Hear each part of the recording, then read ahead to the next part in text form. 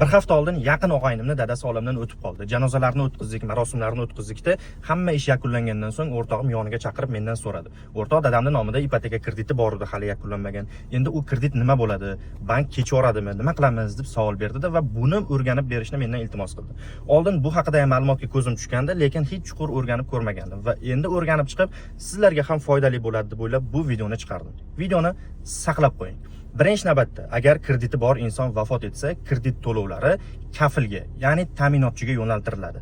Agar kredit sug'urtalangan bo'lsa, kredit to'lovlarini sug'urta kompaniyasi to'lab beradi. Agar sug'urta bo'lmasa, u kreditni olishga kim kafil bo'lgan bo'lsa, o'sha kafilga yo'naltiriladi. Agar ushbu kredit ta'minotlari yetarli bo'lmasa, kredit to'lovlari voz kechilmaydi, ya'ni sizning bo'yningizda bo'ladi. Qaysi ma'noda? Kredit to'lovlari merosxo'rlarga yo'naltiriladi. Ya'ni merosxo'r o'ziga qolgan merosi doirasida kredit to'lovlarini to'laydi. Agar merosxo'rlar soni bir nechta bo'lsa, hammasi bu kredit to'lovlariga javobgar bo'ladi. Videoni yaqinlaringizga ham yuborib qo'ying. Albatta, bank faoliyatiga doir foydali kontentlar muntazam chiqishi uchun kanalimizga obuna bo'lib qo'llab keting.